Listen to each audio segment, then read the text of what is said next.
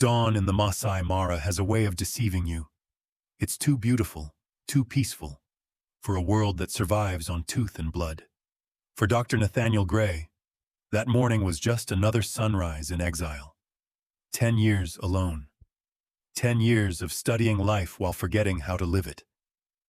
Then came the sound, a faint rustle through the dry grass, something large, deliberate, approaching. He turned, expecting a gazelle, maybe a lion. What emerged instead made his heart stop. A German shepherd, gaunt but proud, each step heavy with exhaustion. Its coat was caked in mud, its breath shallow, and clamped in its jaws was something small, bleeding, unmoving, a leopard cub. The dog reached the porch, eyes locked on Nathaniel's. For a moment, man and animal stood suspended in something ancient, a conversation older than words. The shepherd's chest rose and fell, trembling. Then, with impossible gentleness, it laid the cub down at his feet.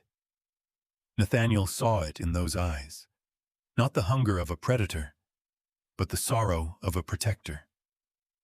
That was the morning the wild came knocking, and for the first time in a decade, Nathaniel answered. The first light of dawn bled across the vast Masai plains, streaking the horizon in gold and fire. The air still held the chill of night, thin mist clinging to the grasslands like a fading dream. A herd of wildebeests moved slowly in the distance, their silhouettes ghost-like against the burning horizon. The earth smelled of dust, dew, and wild honey carried on the wind.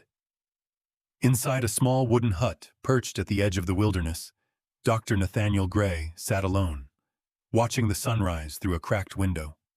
His coffee steamed quietly on the table, a small ritual he had kept for 10 years, though he no longer remembered when it stopped feeling like comfort. Nathaniel had once been a man whose name meant something in scientific circles. He had led conservation teams, spoken at conferences, fought for species on the brink of extinction.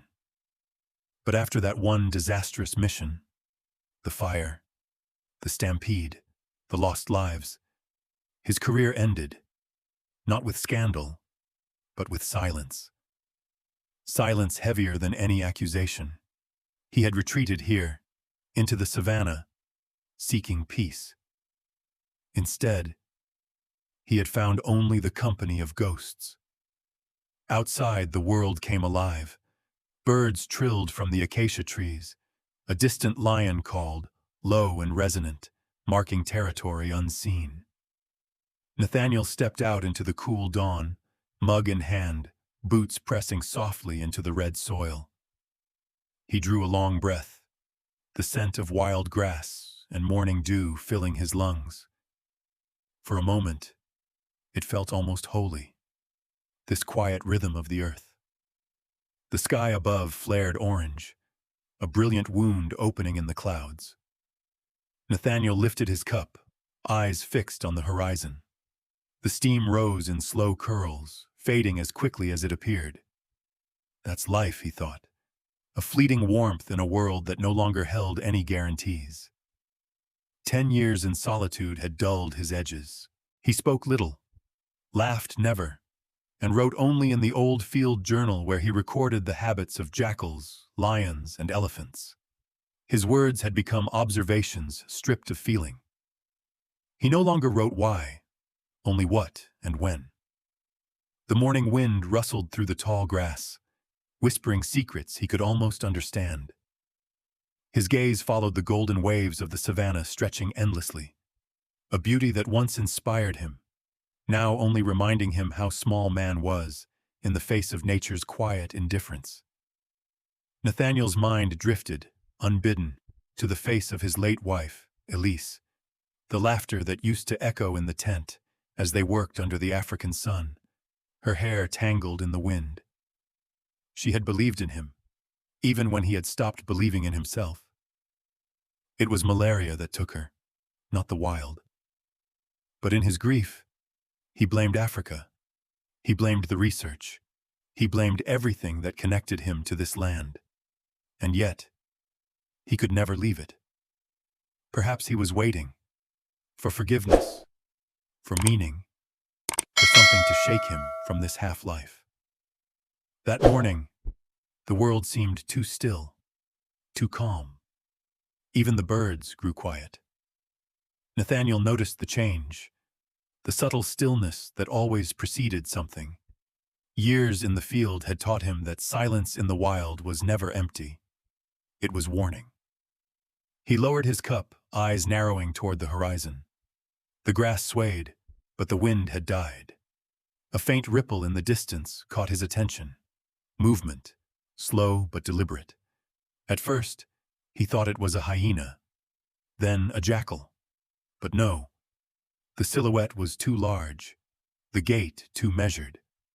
The creature moved with effort, limping slightly, its outline shimmering in the morning heat. Nathaniel's heartbeat quickened. He squinted, and the shape grew clearer. A German shepherd, its fur streaked with dust and scars, padding wearily through the tall grass. It shouldn't have been there. Domestic dogs rarely survived long in the wild, especially not alone. And yet, this one moved with quiet strength, every muscle taut, every step purposeful. Something hung from its jaws, something red, limp, and dripping. Nathaniel froze. The old instincts returned, that electric tremor of awareness that came before danger. The dog's muzzle was stained with blood, but as it drew closer, he saw the truth, and the air left his lungs. It was carrying a leopard cub. The tiny body dangled motionless, spotted fur smeared with blood.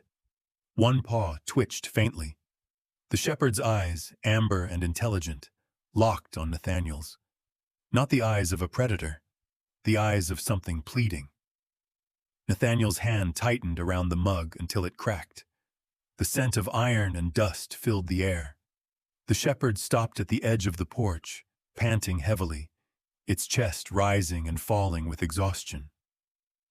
Then, with a gentleness that defied everything he knew about animal behavior, the dog lowered its head and laid the cub softly on the wooden planks.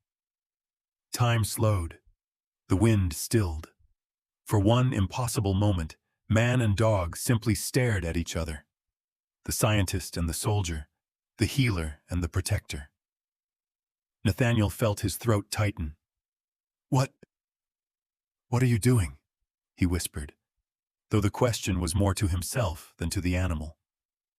The shepherd stepped back, lowering its body slightly, ears twitching, not submissive, but respectful. It didn't bark. It didn't growl. It only looked up at him, those golden eyes shimmering with something unmistakable. Trust. Nathaniel knelt slowly, heart pounding, the world narrowing to the small, broken creature on the porch. Blood soaked the boards beneath the cub. Its breathing was faint, shallow, life clinging by a thread. He looked up again. The shepherd didn't move. It stood watch, every muscle trembling, waiting for his response. Nathaniel swallowed hard. "You're asking me to save her?"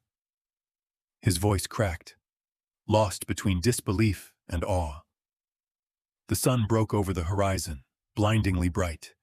The light spilled across the porch, painting the shepherd's fur gold, the cub's spots glistening like fragile stars. For 10 years, Nathaniel Gray had believed the wild was silent, that it had turned its back on him. But now, standing in the golden dawn with a dying leopard at his feet and a scarred dog staring into his soul, he realized something extraordinary. The wild was speaking again, and it had chosen him to listen. The world held its breath. The dawn had ripened into full gold, yet the plains were unnervingly still. The kind of silence that makes every instinct in a man's body tense, waiting for something unseen. Dr. Nathaniel Gray stood frozen on his porch, his heartbeat drumming in his ears, eyes fixed on the figure moving through the waist-high grass. At first, it was just a shimmer, a ripple in the golden sea. Then, as the wind shifted, it took form. A German shepherd, large and powerful despite a visible limp, emerged from the savanna haze. Its fur was matted with dust and streaked with old scars, the kind that told stories of battles survived, not victories won. The animal moved with purpose, yet there was weariness in every step, the gait of one who had wandered too far for too long. Nathaniel's breath caught. He hadn't seen a dog in years, not this deep into the Mara. The locals said wild dogs couldn't survive here. Lions killed them, disease wiped them out, or hunger claimed them. But this one was different. It was lean but not starved, scarred but not broken. And there was something clutched carefully between its jaws, something red and limp. Blood. Nathaniel stiffened. His hand instinctively brushed the handle of the old machete hanging by the door, not out of aggression, but habit.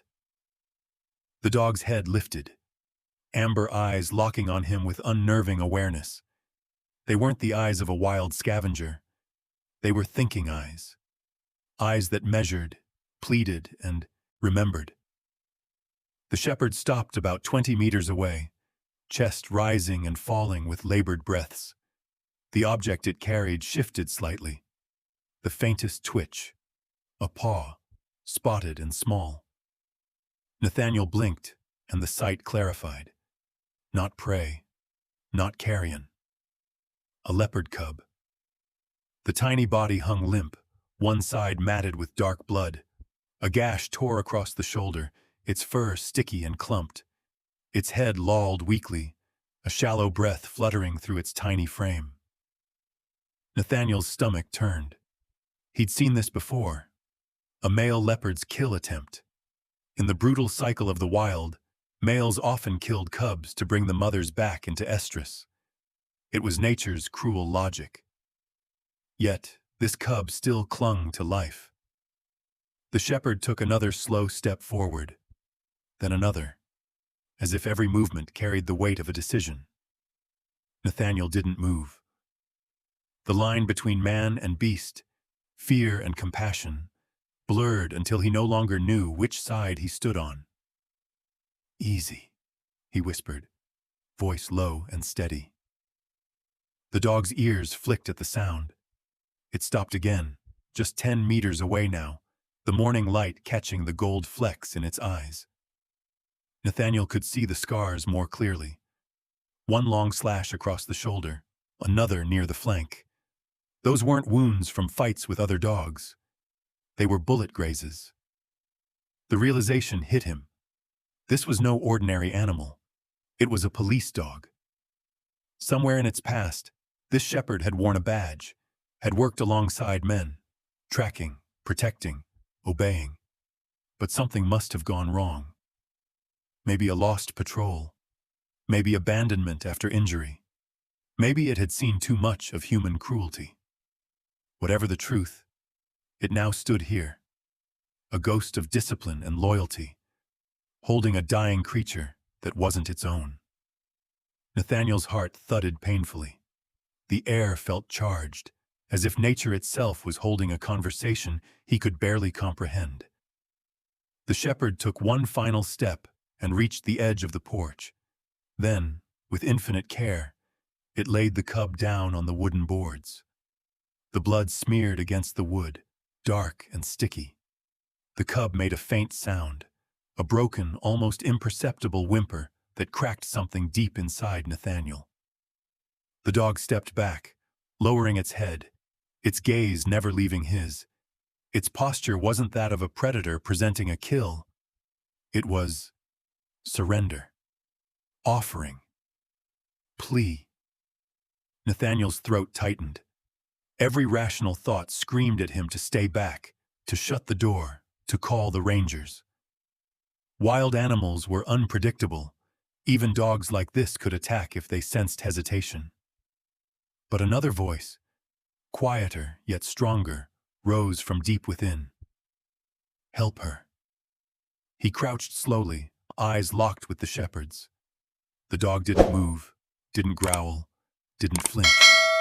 It just watched him with an intensity that felt almost human. Nathaniel reached out, hesitated, then gently touched the cub. The little body was still warm, too warm. Fever, infection. This wound was deep, jagged, perhaps from fangs or claws. Blood still seeped from it, staining his hand crimson. He felt the faint rhythm beneath his fingers, the fragile drumbeat of a life hanging by threads. "She's still breathing," he murmured, more to himself than the dog. But barely. The shepherd's ears twitched, as if understanding. Nathaniel looked up again. The animal's chest heaved. Its tail was low, its stance calm but alert. No hostility, only expectation. The message couldn't have been clearer if spoken aloud. Save her. Nathaniel's heart pounded, each beat an echo of a choice he hadn't known he would face again. For years, he'd buried the part of himself that believed in miracles, the part that fought for life, no matter how small.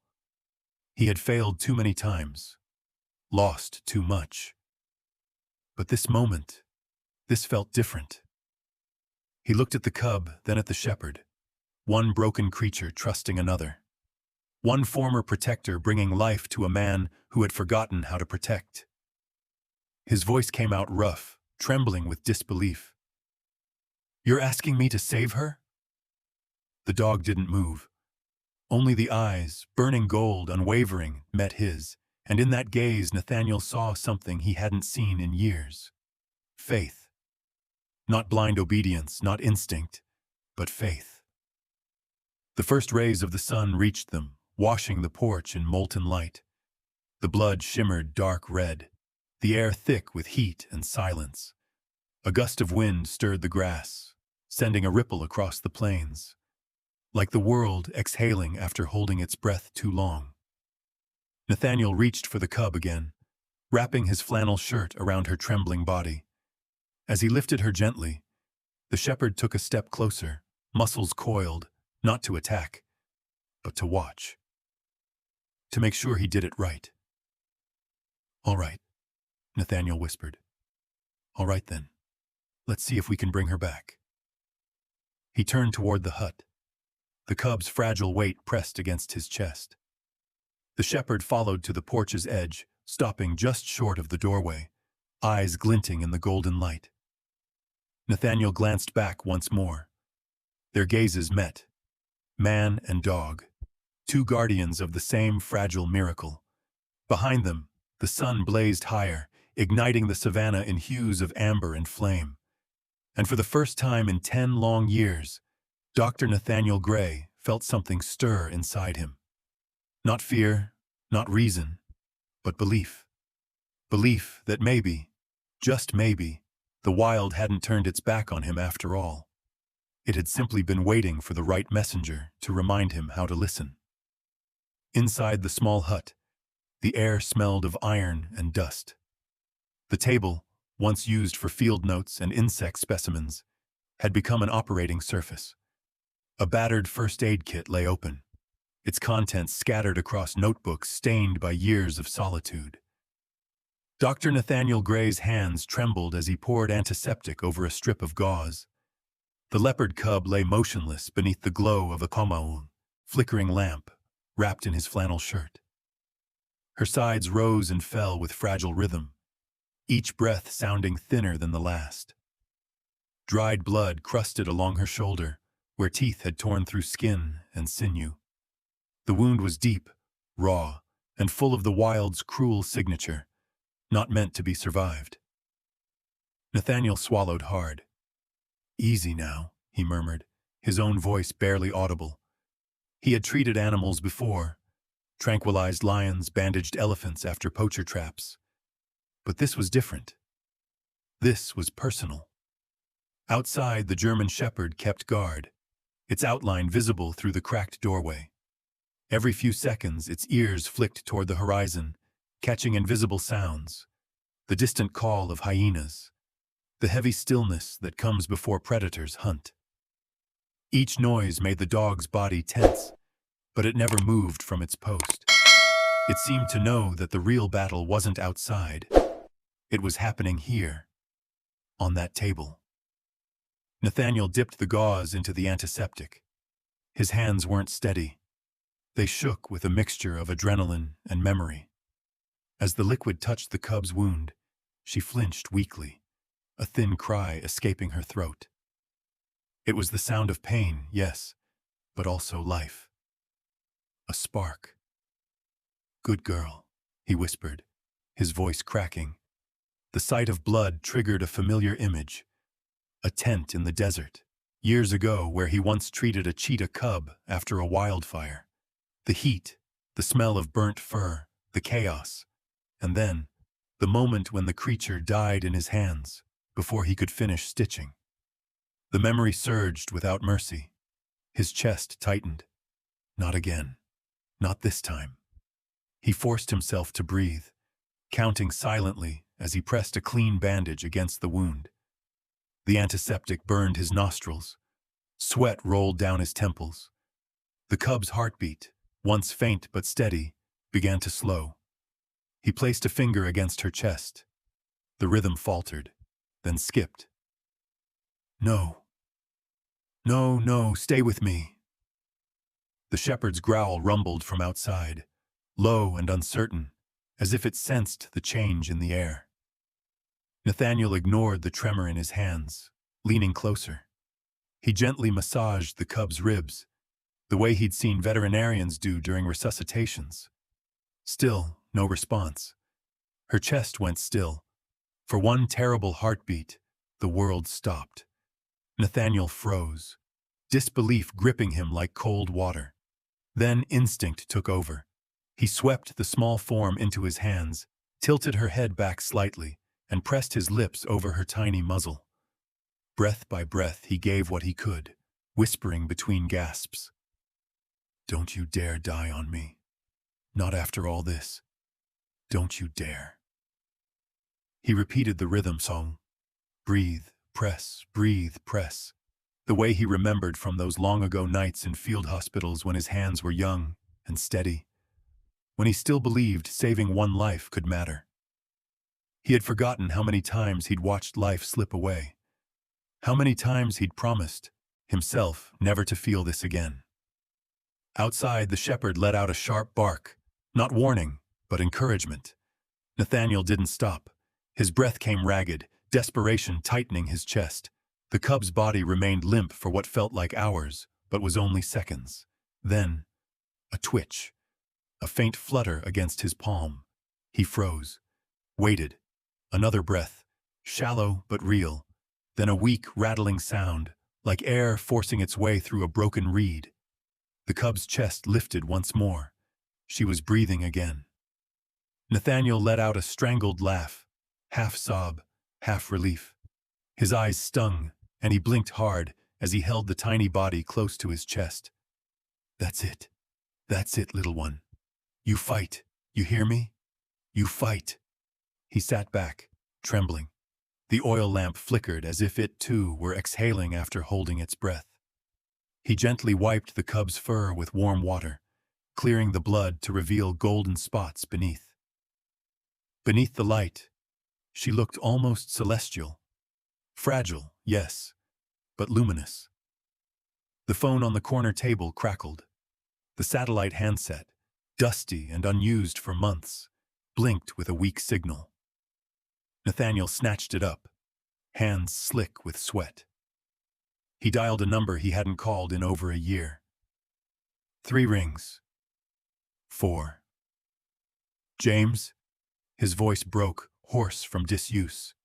"James, it's Nathaniel. I need Elena. Now. It's an emergency." There was a pause on the other end, static and surprise. "Nathaniel, are you?" "No time. A leopard cub, maybe 4 months old, attacked, critical condition. I need Hart's expertise. She's still with the rescue division, right? Tell her it's urgent." He didn't wait for confirmation. He set the phone down, chest heaving. The hut felt unbearably small, filled with the sound of the cub's labored breathing. He could feel her heartbeat again, faint but rhythmic, fighting. Nathaniel pressed the last clean bandage gently against the wound. The antiseptic hissed, the scent mixing with the earth and sweat. The world narrowed to the circle of light cast by the oil lamp. He thought of the team he'd lost. The night their helicopter crashed into the trees after a relocation mission went wrong. The fire, the screams, the animals they never saved. The guilt that had driven him into exile. For years he had told himself it was over, that he wasn't fit to save anything anymore. And yet, here he was, breathing life into something again. The shepherd outside gave a low whine. Nathaniel turned, seeing its silhouette framed by the doorway. Proud, vigilant, eyes glowing amber in the darkness. "You knew, didn't you?" Nathaniel murmured. "You knew I wouldn't walk away." The dog didn't move, didn't answer, but its gaze softened, and that was enough. He sat back on the floor beside the table, exhaustion settling over him like a blanket. His hands ached. His breath came shallow. The cub, wrapped in his shirt, made a faint sound, a sigh maybe, or a dream. Nathaniel smiled weakly. "You made it through the first battle," he whispered. "Let's see if we can win the war." Outside, the first stars blinked awake above the plains, and the shepherd lifted its head to the wind, listening, guarding, believing. Inside the hut, a man who had once stopped believing in anything pressed his palm against a fragile chest and felt the pulse of life answer back. For the first time in 10 years, Dr. Nathaniel Gray didn't feel alone. The sun was sinking fast, turning the African horizon into a canvas of crimson fire and deep indigo. The wind had grown cooler, carrying the scent of rain and dry earth through the open doorway of Nathaniel's hut. Inside, the light from the single oil lamp flickered across the walls, throwing long, restless shadows that danced with every breath of the wind. The cub slept fitfully on the table, her small chest rising in uneven rhythm. Nathaniel sat beside her, eyes bloodshot from exhaustion, listening to the faint rasp of her breathing. Every sound outside, the creak of the grass, the whisper of distant insects, made him glance toward the door, half expecting it to end. Then, a distant rumble of an engine rolled across the plains. Headlights cut through the growing dusk like two piercing stars. Dust billowed behind the approaching vehicle as it bumped along the uneven dirt road. Nathaniel exhaled, relief washing over him so suddenly it made him dizzy. "Finally," he muttered. Moments later, the Land Rover screeched to a halt a few meters away. Out stepped Dr. Elena Hart, her khaki field jacket streaked with red soil, her blonde hair pulled back beneath a bandana faded by too many days in the sun. She looked older than he remembered, lines carved deeper around her eyes, her once steady hands stained with years of emergencies and impossible saves. But when she saw Nathaniel standing in the doorway, her face softened. "God, Nate," she breathed, slamming the car door shut. "When James said it was you, I thought he was joking." "I wish he had been," Nathaniel said, his voice gravelly from fatigue. "Come inside, quickly." As she stepped up to the porch, a low growl froze her mid-step. The German shepherd stood between her and the doorway, its amber eyes glowing in the twilight. Muscles rippled beneath scarred fur, tail stiff, stance protective. Elena stopped, hands raised. "Easy, big guy," she murmured softly. "I'm on your side." Nathaniel moved closer to the dog, resting a reassuring hand on its neck. "It's all right," he said quietly. "She's here to help." The shepherd held its ground a moment longer, then huffed, a deep, weary sound, and took a step back. It never turned its gaze away, though. Its eyes followed Elena with the wariness of a soldier who trusted no one easily. Elena stepped inside. The smell of antiseptic and blood hit her immediately. She glanced at the makeshift operating table, at the small, spotted body, lying motionless beneath the lamp. For a heartbeat, she said nothing. Then, she let out a slow breath. "Is that a leopard cub?" Nathaniel nodded. "Female. Maybe 4 months old. Shoulder torn badly. Lost a lot of blood." Elena moved to the table, her instincts taking over. Her movements were precise, methodical, checking pulse, temperature, hydration. She pressed gently around the wound, frowning. "Looks like a bite from another leopard. Male, most likely." "I thought the same," Nathaniel said. "She was brought here by a dog."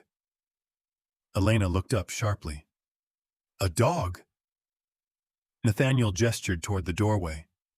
The shepherd's silhouette loomed just outside, its form outlined against the last sliver of sunset.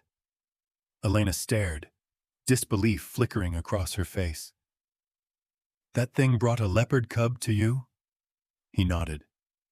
"Laid her right on my porch, like it knew what it was doing." A soft whistle escaped her lips. "You know this shouldn't be possible, Nate," she whispered, eyes still on the door. "Wild mothers kill for less, and dogs don't. They don't do that." "I know," he said. His gaze lingered on the cub. "But here we are." Without another word, Elena opened her medical bag. The metallic clink of instruments filled the silence. Needles, sutures, vials. She arranged them with the muscle memory of someone who'd done this too many times in too many hopeless situations. Nathaniel helped, holding the lamp steady as she cleaned the wound again, her hands sure and fast. The air thickened with the sharp scent of iodine. Sweat beaded on their foreheads as they worked in tandem. The only sounds the shallow rasp of the cub's breath and the rhythmic clinking of metal against glass. Elena's voice was low when she finally spoke again. "You know, I didn't think I'd ever see you in the field again." "Neither did I," he admitted. "Guess the wild had other plans. Or maybe it's been waiting for you to forgive yourself." He didn't answer. His eyes stayed on the cub, tracing each faint movement as if willing her to stay alive. Minutes bled into hours. They worked under the dim, trembling light, each stitch a small act of rebellion against the inevitability of death. Blood soaked through the gauze. Nathaniel handed Elena fresh strips, his hands slick with sweat. She didn't look up, her voice a whisper. "Hold her steady." He did. The cub twitched weakly, then went still again. Nathaniel's throat tightened. When Elena finally tied the last knot, she exhaled slowly. "That's all we can do, the rest is up to her." They both leaned back, exhausted, covered in grime and blood. Outside, the night had deepened into velvet darkness, broken only by the rhythmic chirping of insects and the occasional distant roar of a lion. The shepherd still stood at its post, unmoving. Every so often, its head turned toward the plains, ears flicking at unseen movement. Its silhouette against the Yatun, starlit sky was haunting, a silent guardian carved from shadow and loyalty. Nathaniel poured 2 cups of lukewarm water from a tin jug. Elena accepted hers wordlessly, their eyes meeting in the dim light. For a long moment, neither spoke. Finally, she said softly, "You look different, Nate. Like you've been waiting for something. Or someone." He gave a tired smile. "Maybe I have." Elena turned her gaze toward the cub. "And you think this little creature is what brought you back?" He looked down at the table. "Not just her." He glanced toward the doorway. The shepherd's glowing eyes met his. "Him too." For the first time that night, Elena smiled, faint, weary, but real. "I always said you had a thing for impossible cases." Nathaniel chuckled softly, a sound that felt foreign in his throat. Guess I'm consistent. Outside, the shepherd suddenly tensed, head snapping toward the darkness. A low growl rumbled deep in its chest. Nathaniel froze, instinctively reaching for the lamp to dim the light. Through the silence came a sound, faint, distant, but unmistakable. Hyenas. Their laughter echoed across the plains, sharp, hungry, circling. The shepherd moved closer to the door, hackles rising, growl deepening into a warning. Elena whispered, "They smell the blood." Nathaniel nodded, eyes fixed on the dog's silhouette. "Let them come. He won't let them near." They watched in silence as the shepherd took its position from at the edge of the porch, head high, body tense. A sentinel standing between the wild and the wounded. Inside, the lamp flickered once more. Nathaniel sat back beside the table, fatigue washing over him. The cub stirred faintly, letting out a weak sound, a heartbeat of hope in the still night. Nathaniel closed his eyes, whispering to no one in particular. "You're safe now, both of you." Outside, the dog growled low, steady and sure, the sound of promise. And for the first time in a decade, Dr. Nathaniel Gray fell asleep, not in silence but guarded by loyalty, human and otherwise.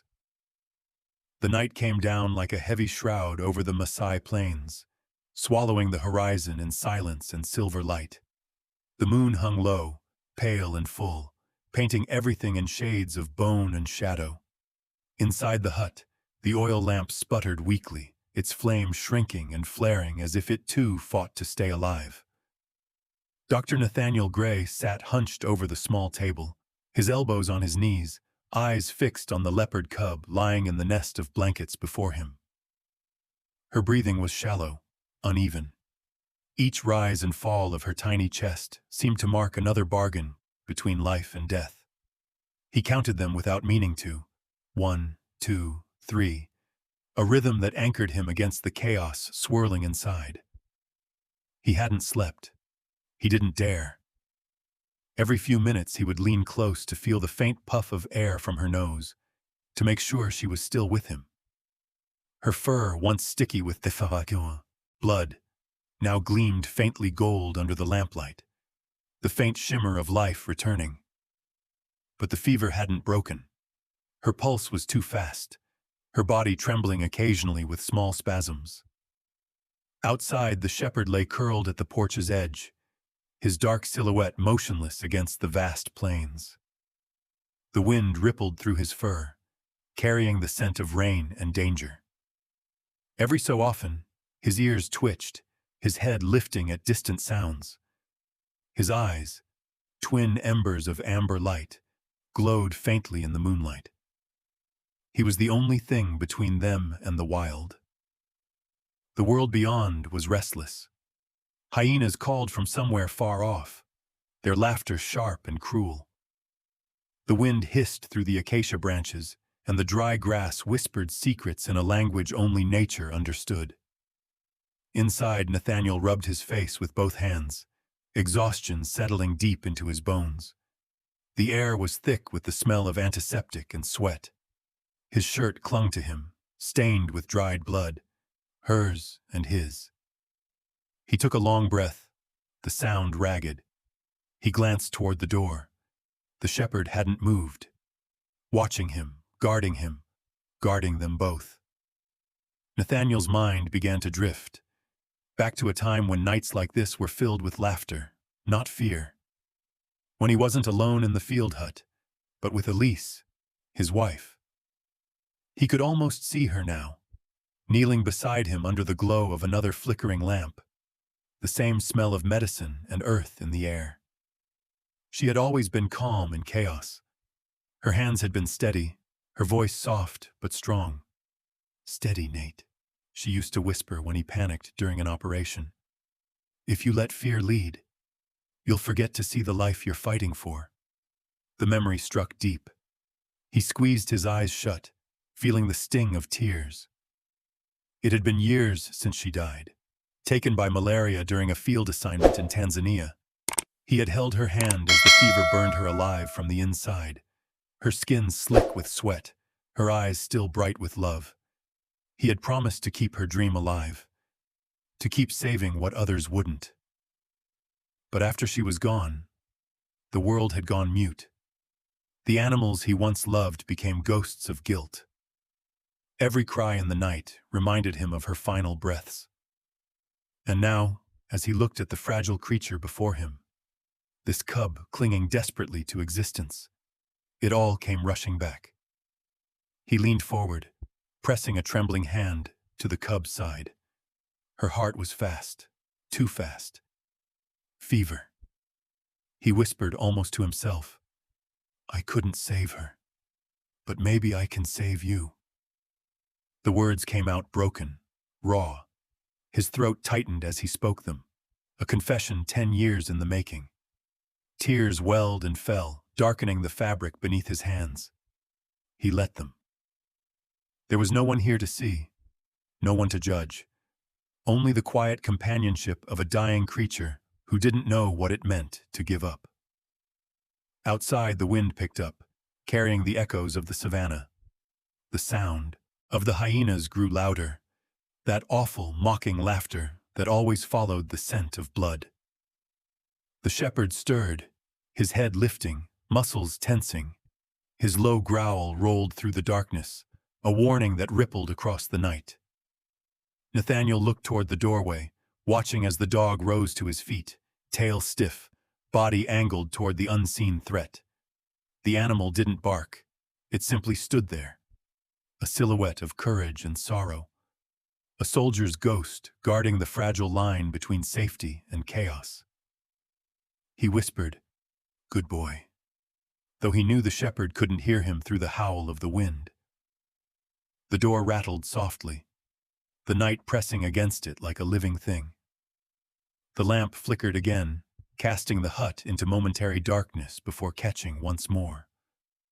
For a heartbeat, Nathaniel saw only the faint glimmer of the cub's eyes opening. Weak but aware.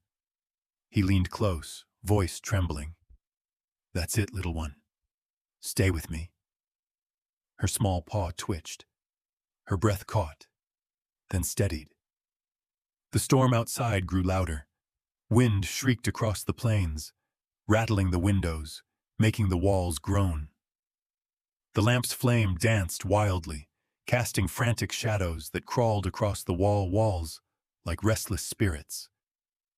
But Nathaniel didn't move. He stayed by the table, one hand on the cub, the other clutching the edge of his chair as though holding on to the earth itself. In that moment, time folded. The memories of his past and the weight of the present fused into one aching truth. Life, no matter how fragile, was always worth fighting for. And maybe, just maybe, this small creature was his chance to make peace with everything he'd lost. He reached for his field journal, its cover worn and stained, and flipped it open to a blank page. His handwriting was shaky but deliberate as he began to write. Hour 12. Fever persists. Breathing shallow, pulse weak but present. Patient shows signs of resistance. The shepherd remains outside, vigilant. I have not slept. He paused, then added softly, I feel something I haven't felt in years. Purpose. As he closed the notebook, a faint sound came from outside, a thud, followed by a soft whine. He rose quickly and peeked through the door crack. The shepherd stood tall, chest heaving, eyes blazing. A pair of hyena silhouettes moved in the distance, pacing, but they didn't dare come closer. The dog didn't need to fight. His presence alone was enough to keep them away. Nathaniel exhaled slowly, his heart steadying. You're not just guarding her, he whispered. You're guarding me too. When he returned to the table, the cub had shifted slightly, her body now pressed against the warmth of the blanket. Her breathing was still ragged, but steady. He sat down again, exhaustion catching up, his head drooping. The lamplight glowed soft and golden over them both. Outside, the shepherd lay back down, his body forming a wall between the darkness and the fragile light of the hut. Inside, the man who had spent a decade trying to forget his failures finally surrendered, not to sleep, but to hope. And as the wind carried the songs of the wild, hyenas, insects, distant lions, Nathaniel listened, eyes half closed, whispering the same words he once spoke to Elise long ago. We keep watch, no matter how long the night. The night had stretched on forever. Outside, the wind had long fallen silent, leaving behind only the soft chorus of crickets and the deep, rhythmic hum of the sleeping savannah. Inside the small hut, time moved in slow, fragile breaths. The lamp had burned low, its flame reduced to a trembling heartbeat of light. Dr. Nathaniel Gray sat slumped in his chair, head bowed, exhaustion written into every line of his face. His eyes were half open, not truly asleep, not truly awake. A man caught between vigilance and surrender. The leopard cub lay on the table before him, wrapped in worn blankets, her fur damp with fever sweat. For hours, she had hovered on the thin edge of existence, her breathing shallow, her pulse fluttering like a bird trapped in a storm. And then, as the first faint light of morning began to leak through the window, something changed. A sound, so soft it could have been imagined, stirred Nathaniel from his daze. He blinked, straightened, rubbed his eyes. For a moment he thought it was the wind again, teasing him with false hope. But then he saw it. The cub's paw twitched. It was the smallest movement, a delicate, uncertain tremor of life. But to Nathaniel, it was as if the entire earth had shifted. He froze, staring, his breath caught in his throat. Then the paw twitched again, more definite this time, curling weakly toward her chest. "Come on," he whispered, leaning forward. "Come on, little one. Don't stop now." Her chest rose, shallow but steady, and for the first time in 12 hours, she exhaled with a soft sigh, a sound that broke the stillness of the hut like a prayer answered. The faint pulse beneath her ribs quickened, fragile but firm. Nathaniel felt something rise inside him, a warmth he had not felt in years, a spark breaking through the cold weight of guilt that had long buried him. His lips parted in disbelief. "You're still here," he murmured, his voice trembling. "You made it." Outside, the German shepherd lifted his head.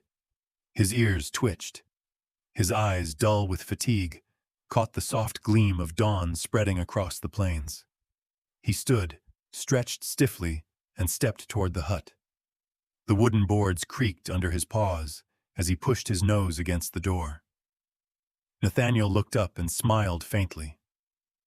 "Yeah. Come on in, old boy." He opened the door slowly.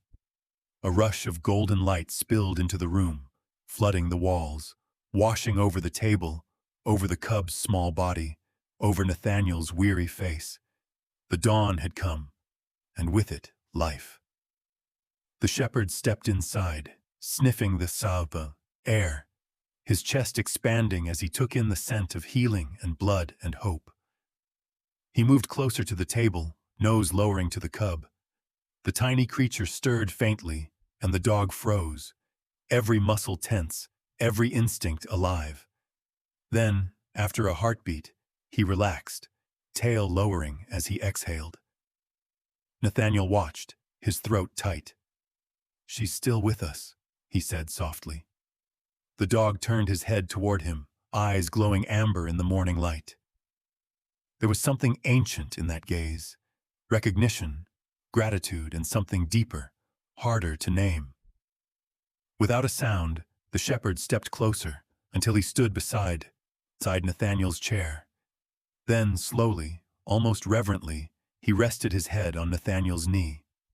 The gesture was simple, but it pierced straight through him.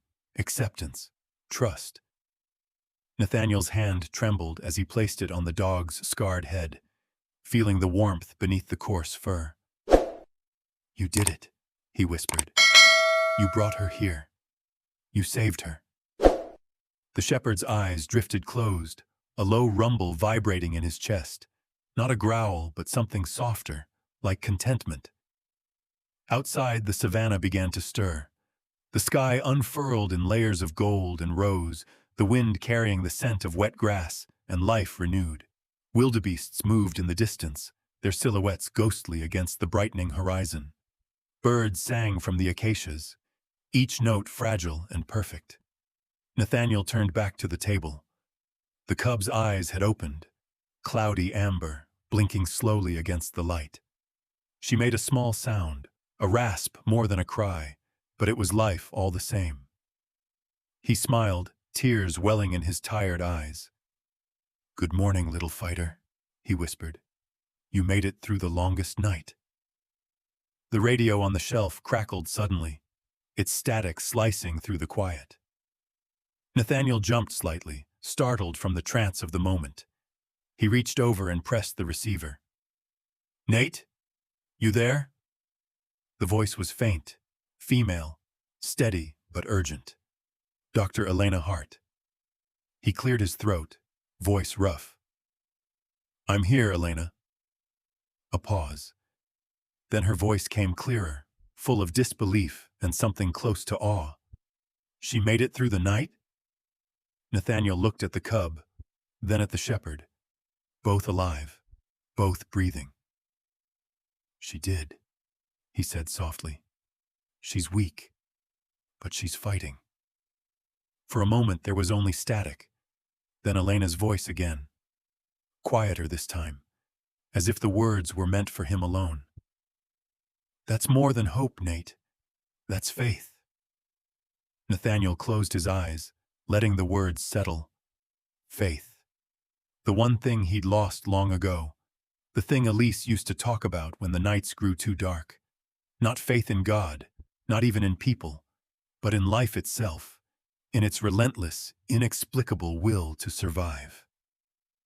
He looked out the door again. The sun was climbing higher now, setting the plains ablaze in light. The grass shimmered, and the world felt impossibly vast. For the first time in years, he wasn't thinking about what he'd lost. He was thinking about what might still not possible. He turned back to the shepherd, who remained by his side, gaze fixed on the horizon. "Guess we both needed a reminder, huh?" The dog lifted his head, giving a soft huff as if agreeing. Nathaniel laughed quietly, a real laugh, the first in a decade. It sounded strange in his ears, unfamiliar yet freeing. He poured a little water from the tin cup into his palm and offered it to the cub. She sniffed weakly, then licked at it, her tongue barely wetting his skin. It was clumsy, imperfect, but it was enough. "Atta girl," he murmured. "You're tougher than you look." The shepherd watched, tail tapping softly against the wooden floor. The hut filled with light, warm and clean, pushing back every shadow that had haunted him since Elise's death. Nathaniel felt the heaviness in his chest ease, replaced by something lighter, fragile but real. Hope, yes, but also forgiveness. He reached out, resting his hand on the cub's back. "We start again today," he whispered. Outside, the wind carried the scent of rain and wildflowers. The shepherd stepped out onto the porch, scanning the plains, as if making sure the world was safe again. Nathaniel followed, pausing at the doorway. Together, man and dog stood side by side, gazing at the horizon bathed in gold. The world was still wild, still dangerous, but in that moment, it felt sacred. The cub lived, and somewhere deep inside, so did he. The days that followed blurred together, stitched by the rhythm of care and fragile hope. Morning sunlight now entered the hut, not as an intruder, but as a companion, spilling golden light across the table where life had once nearly faded away. The leopard cub, no longer a dying creature but a living spark, had begun to move. Her breaths came deeper, her gaze sharper, her tiny growls stronger each dawn. Nathaniel had given her a name, Nyota, meaning star in Swahili. It felt right. She had fallen from the heavens into his life, a burning miracle carved from suffering and survival. Each day was a small victory. She could now drink from a shallow bowl, her tongue flicking clumsily at the milk mixture Nathaniel prepared. He kept track of her progress meticulously. Weight gain, body temperature, mobility. His notebook, once a relic of a man who had stopped believing in his own words, was filling again with scribbles, diagrams, and observations. But now, in between the data, there were things he'd never written before. Gratitude, grace, wonder. The German shepherd never left her side. When Nathaniel changed Nyota's bandages, the dog sat near the doorway, watchful, ears flicking with every whimper. If she cried, he would rise, nose pressing gently against Nathaniel's arm, as if urging him to be gentle. When she slept, he slept too, always facing the door, always guarding. Sometimes Nathaniel caught himself smiling at the sight of them together, predator and protector, both wounded by a world that had forgotten mercy, now healing under the same roof. Word of the strange trio spread through the nearby villages. It began with the rangers, then the herders, then curious travelers who came to see what they called the miracle hut. They arrived on foot, with cautious voices and eyes wide in disbelief, whispering to one another when they saw the leopard cub padding clumsily after Nathaniel, the dog's steady figure never far behind. Some came with gifts, goat's milk, medical supplies, fruit. Others came with prayers. A few stood in silent awe, whispering that it must be a sign from the ancestors, a reminder that even the wild could trust those who carried pure hearts. Nathaniel accepted their kindness quietly, though he didn't quite believe in miracles or omens. Still, when he looked at Nyota chasing specks of light on the floor, or at the shepherd resting nearby with that patient, solemn gaze, he couldn't deny that something sacred had taken root in this place. At night, when the world outside went still, Nathaniel wrote again, not research reports or scientific analysis, but journals. He wrote to Elise as if she were still listening. Her name is Nyota. She fights like the sun itself burns inside her. Sometimes, when she looks at me, I feel like she knows I've failed before, and forgives me anyway. The words came easier now, flowing through him like a slow river of release. Each entry was part science, part confession. He no longer hid his guilt. He poured it onto paper and let it bleed into gratitude. But beneath the growing hope, a shadow still lingered. Nyota's front leg, though healing, moved awkwardly. She limped, sometimes stumbling when she tried to stand.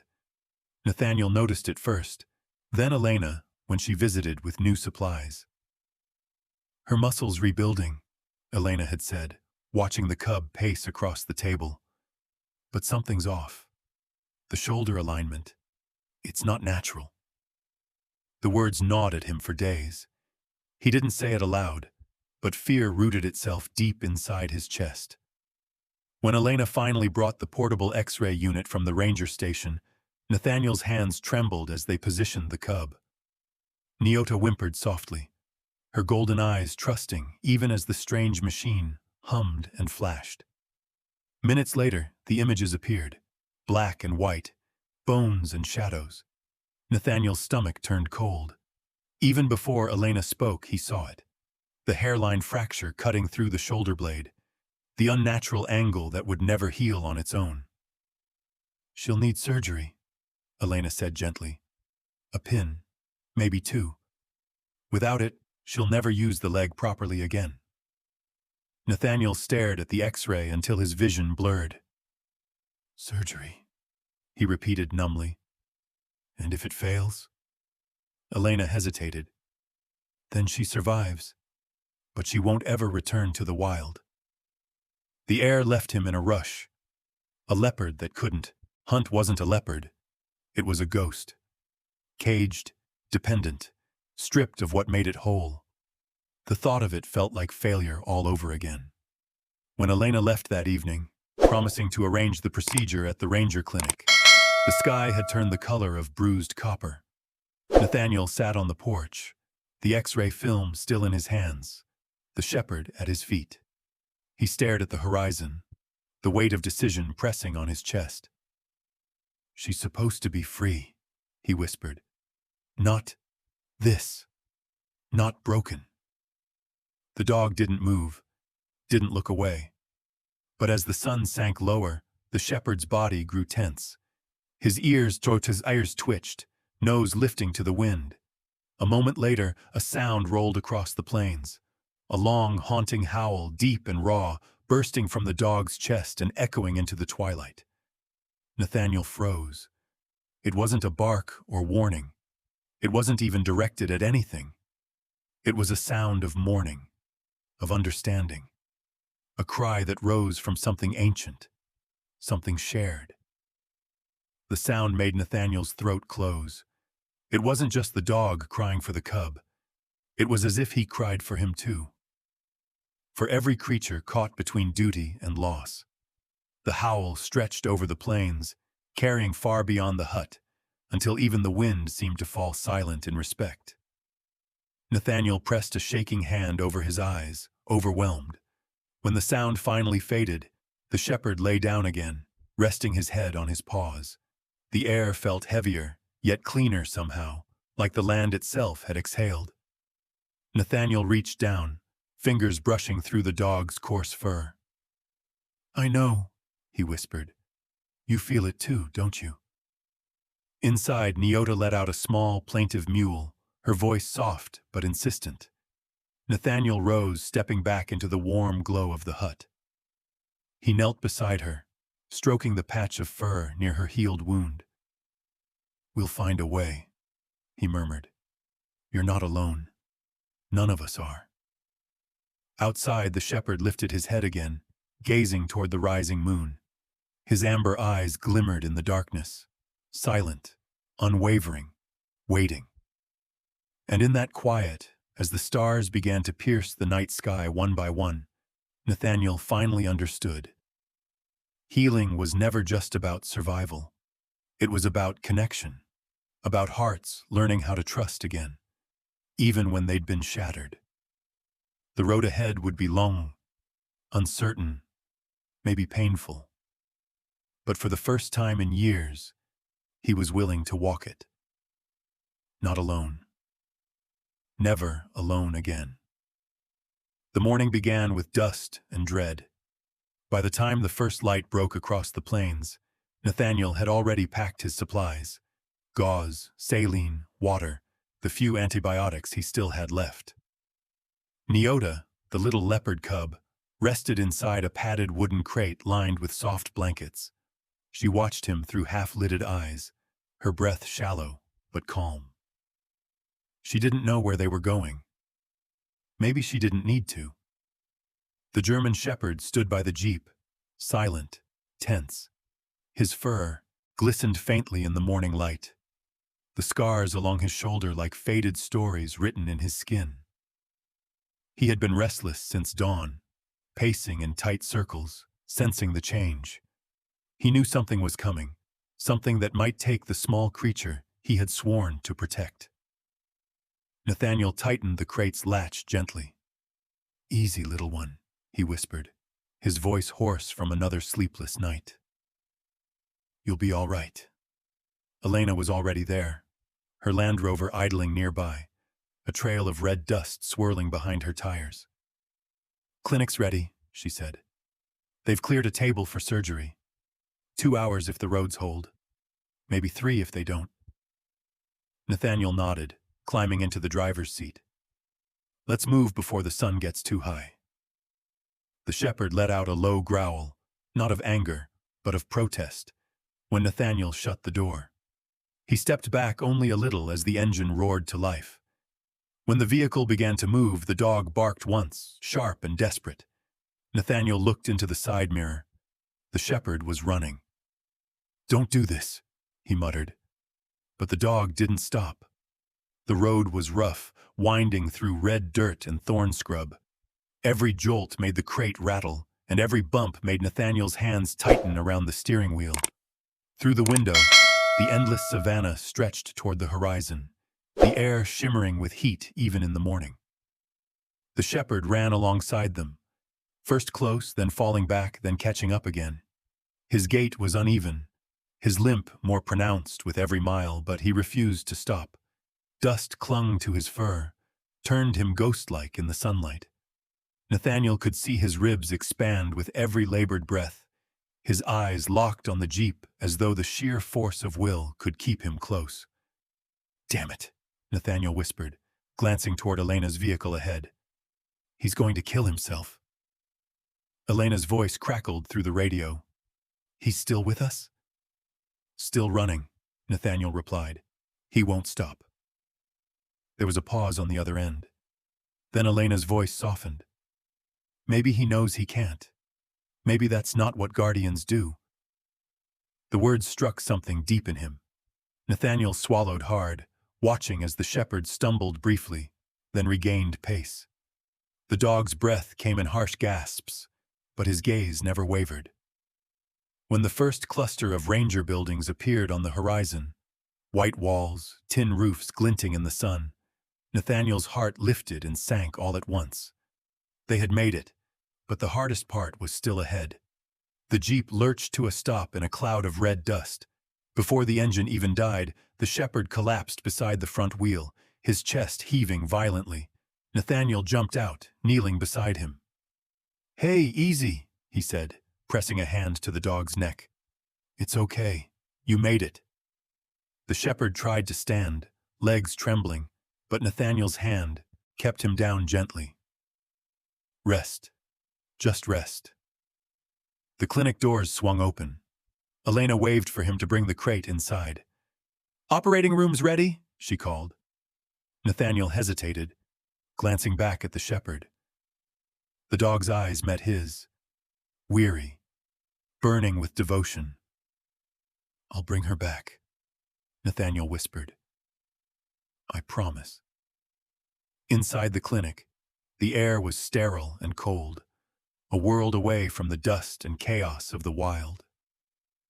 Bright surgical lights gleamed over metal tables. The smell of antiseptic filled the room. Two rangers helped Elena set up the instruments while Nathaniel placed Nyota's crate on the table. Her eyes fluttered open for a moment. Weak, dazed, trusting. "You're safe now," Nathaniel murmured, stroking her head as the anesthetic mask was lowered. Her tiny chest rose, fell, and then slowed into a steady rhythm. Elena's voice was calm, professional. "We'll fix the shoulder, align it with a pin. It'll take time, but she's strong." Nathaniel nodded numbly, stepping back as the team began their work. The hum of the machines filled the room. Heart monitor, oxygen, the clink of metal tools. He couldn't watch. He couldn't not watch. Minutes stretched into hours. He paced the hallway outside, hands shoved deep into his pockets, boots leaving restless tracks on the dusty tile. Each sound from behind the door, the scrape of a tray, the muffled command of a surgeon, made his heart lurch. Through the open window, he could see the shepherd lying just outside the clinic door. The dog's head rested on his paws, his ears always twitching with every noise from inside. He hadn't moved since they arrived, not even to drink. Nathaniel stepped to the doorway and crouched beside him. "She's fighting," he said softly, "just like you taught her." The dog's eyes opened halfway, amber glinting in the afternoon light. His breathing was slower now, but his gaze was steady, as if he understood every word. The door creaked open. Elena emerged, gloves streaked with red, sweat darkening her collar. Nathaniel's heart nearly stopped when she looked at him. Then, slowly, she smiled. "She's stable," she said. "Fracture pinned. Vitals are good. She'll need rest, but she's going to make it." Nathaniel exhaled a breath he didn't realize he'd been holding. His vision blurred as the tension left his body all at once. He turned to the doorway, ready to share the news, but the shepherd was gone. At first, he thought the dog had simply moved to the shade. He stood, calling softly, "Hey, where'd you go?" No answer. He stepped outside. The sun was dipping low now, bleeding red across the hills. The ground was marked with fresh paw prints, deep, clear at first, leading away from the clinic, toward the open plains. He followed them a few yards, heart pounding. The tracks grew fainter the farther they went. Then, a gust of wind swept across the red dust, blurring them until they vanished, completely. Nathaniel stopped walking. The silence pressed in, heavy and final. The air smelled of iron and earth and loss. He sank to one knee, fingers brushing the faint impressions left behind. "You stayed until she was safe," he whispered, voice cracking. "And then you left." The wind carried no answer, only the fading warmth of daylight. In the distance, the horizon burned, the color of both ending and beginning. Nathaniel rose slowly, looking out over the hills. The world felt emptier without that silent guardian standing watch. Yet, beneath the ache, there was gratitude. Because some protectors don't stay forever. They simply walk beside us until their purpose is done. He turned back toward the clinic, where Nyota lay recovering under soft white lights. The sun dipped below the horizon, leaving only the afterglow and the faint memory of paw prints fading into red dust. The weeks after the surgery passed like slow, golden rivers of time, steady, healing, alive. The dry winds of the Masai Mara softened, carrying scents of new grass and rain. The hut that had once been a silent tomb of guilt now pulsed with life again. Nyota, her small body once frail and trembling, had begun to thrive. The first few days after the operation were fragile. She barely moved, her eyes heavy with sedation. But then came the subtle changes. The way her tail flicked when she heard Nathaniel's voice, the faint rumble of a purr when the morning sun touched her fur. By the second week, she could stand. Wobbly at first, legs shaking beneath her weight, but her determination burned bright. Nathaniel would sit cross-legged beside her, guiding gently, murmuring encouragements under his breath like a father teaching a child to walk. "Steady now," he'd whisper. "That's it. You've got it." Each day she grew stronger, bolder. She began stalking insects that darted across the floor, crouching low in mock predatory silence before pouncing and tumbling into a mess of limbs and fur. When she missed, she would glare up at Nathaniel with mock indignation, and he'd laugh, the sound echoing against the hut's wooden walls, like sunlight breaking through cloud. It was a laugh that hadn't existed in him for years. He'd leave the hut door open every evening, just as he always had. The soft breeze would wander through the room, carrying the smells of the savannah, the sweetness of dry grass, the distant musk of elephants, the faint memory of rain. And though he never said it aloud, Nathaniel left the door open for him. The German shepherd had not returned. The first few nights, Nathaniel would sit on the porch long after the moon had risen, eyes fixed on the plains, listening for the faint scrape of paws or a familiar bark in the distance. He told himself the dog had simply gone back to wherever he'd come from, perhaps to a ranger outpost, perhaps into the wild. But the silence that followed felt too deliberate, too final. Still, he couldn't close the door. Hope, quiet and stubborn, was something he had learned to live with again. The locals began to visit more often, bringing gifts of food, milk, and quiet reverence. They called Nyota the spirit cub, saying she carried the blessing of balance, the bridge between the wild and humankind. And when they spoke of the shepherd, their voices softened. They called him Simba Wawatu, the lion of men. Stories spread quickly across the villages.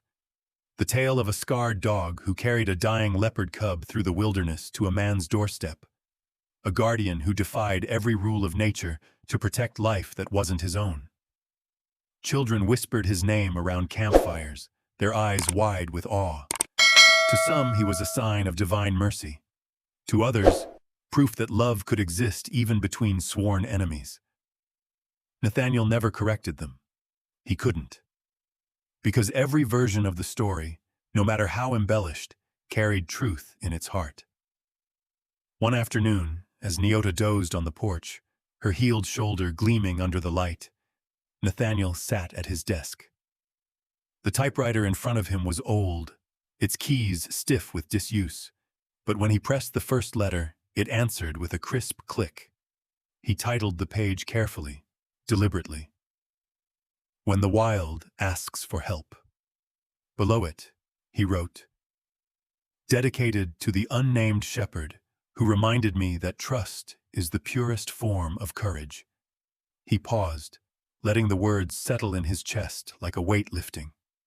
Then he began to write, about the bond that had formed between species, about empathy that had transcended instinct, about the invisible thread that connected all living things in the quiet spaces between fear and faith. Each sentence felt like a confession and a prayer. He wrote of Elise, too, how she had once told him that nature never stopped speaking. People simply forgot how to listen. He had stopped listening long ago, but the shepherd's eyes had brought that silence crashing down. Hours passed unnoticed.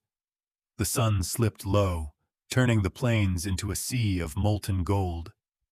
When he finally stopped typing, his fingers stiff, the first draft lay before him, imperfect but alive.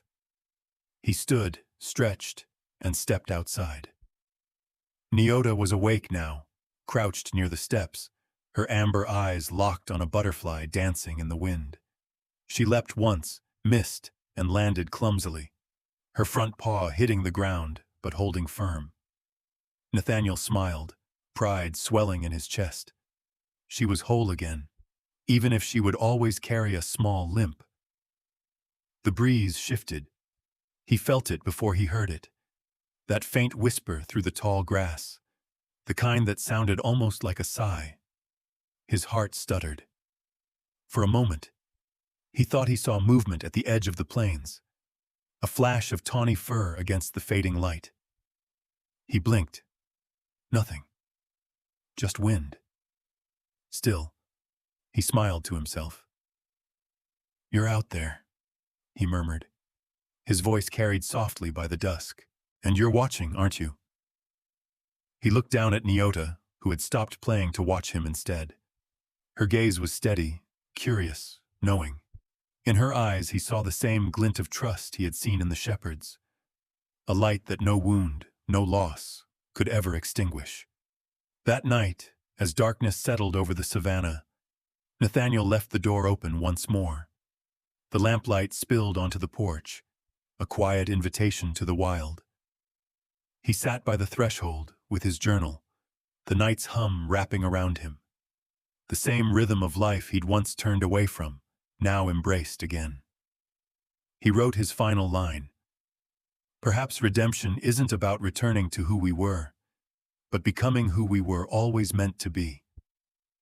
Inside, Nyota slept beside his chair, her breathing soft and steady, the sound of peace. Nathaniel leaned back, gazing at the moonlight across the plains, imagining the shepherd somewhere out there, still walking, still watching. Maybe he had joined a pack. Maybe he roamed alone, a silent guardian carrying his story in dust and memory. "Thank you, Simba Wawatu," he whispered. The wind answered with stillness, but he didn't need words anymore. The silence was full of love, of loss, of everything found again. For the first time in 10 years, the ache in his chest eased. The wild, once pleading for help, had given him forgiveness. The door remained open, not for the one who left, but for whatever life still had to offer. Morning came golden and tender. Outside, a reserve vehicle waited, sunlight glinting on its frame. A small crate sat in the back, cushioned and ready for its precious passenger. Nyota paced the hut, sleek and strong now, her limp barely visible, a mark of all she'd survived. Nathaniel knelt and placed a hand on her head. "You've outgrown this place, little star," he murmured. "It's time to see the world waiting for you." She pressed her head into his palm, and his throat tightened. They had shared every sunrise, every quiet night, every breath of healing. And now, as he looked into her amber eyes, he saw his heart reflected there. Elena watched silently from the doorway, clipboard in hand. Her look said enough: pride, sorrow, understanding. Nathaniel gathered Nyota in his arms and carried her to the vehicle. She didn't resist, though her ears twitched at the growl of the engine. As he set her in the crate, her paw brushed his wrist, a fleeting touch that burned deep. "She'll be taken to the Asina Valley Reserve," Elena said softly. "It's safe. She'll have space to roam, to learn what it means to be wild." Nathaniel nodded. "That's all I ever wanted." The engine rumbled. He reached through the slats one last time, fingers grazing her fur. "Goodbye, Nyota," he whispered. "Be free. Be fierce." Her eyes met his, steady, knowing. She gave a low sound, something between a growl and a purr, a wordless thank you. As the truck pulled away, dust shimmered in the morning light. Then Nathaniel froze. A shadow stood at the edge of the plains. The shepherd. Older now, fur thin and matted, his limp heavier, yet his eyes still burned with quiet fire. He stood strong against the horizon. "You came back," Nathaniel whispered. The driver slowed. From inside the crate, Nyota lifted her head, nostrils flaring. A soft growl rose from her chest. Not fear, but recognition. The shepherd didn't move at first. The wind tugged at his fur. Then his gaze shifted toward the truck, and for one long heartbeat, time stilled. Man, dog, and leopard, three souls once bound by mercy and instinct, were reunited in silence. The dog stepped forward, slow and deliberate. Nathaniel saw the faint scar along his muzzle. Then, the shepherd barked once, deep and low, a sound not of command or pain, but farewell. It rolled across the golden grass, heavy with meaning. Inside the crate, Nyota pressed her nose to the slats and answered with a soft sound of her own. Acceptance. Nathaniel's eyes blurred. This time he let the tears fall freely. The shepherd turned his gaze to Nathaniel. In that silent exchange, everything was said. Gratitude. Pride. Goodbye. "You didn't just save her," Nathaniel whispered. "You saved me." The dog stood a moment longer, tail lifted in quiet dignity, then turned toward the hills. Each limping step carried him farther until he was just a shadow in the rising sun. The dust behind him caught the light, glowing like embers. A holy trail fading into morning. Nathaniel wanted to call out, but didn't. Some goodbyes are meant to live in silence. Elena laid a hand on his shoulder. Together, they watched until both truck and shepherd vanished into the horizon. The plains were still again. Vast, endless, sacred. Nathaniel remained on the porch, breathing in the scent of dust and wildflowers. The ache in his chest was no longer despair, but reverence. He looked toward the hills one last time and smiled through tears. The wild had given him more than science ever could, not knowledge but understanding. In a world ruled by survival, he murmured, compassion became the rarest act of courage. The sun climbed higher, bathing the land in gold. Behind him, Nyota's empty crate sat on the porch, faint paw prints dusted around it, her last traces before freedom. Ahead, the horizon shimmered endlessly, full of promise. He drew a deep breath, filling his lungs with earth, wind, and life renewed. When he opened his eyes, the world felt whole again. The shepherd was gone, but his lesson remained, the quiet faith that bridges all creatures. Nathaniel whispered once more, voice carried by the dawn. You didn't just save her, you saved me. Then, turning toward the rising sun, he walked forward, ready to live again. Sometimes, the most powerful stories aren't about people saving animals. They're about animals saving us. German shepherds, in particular, have a way of reminding us what loyalty truly means.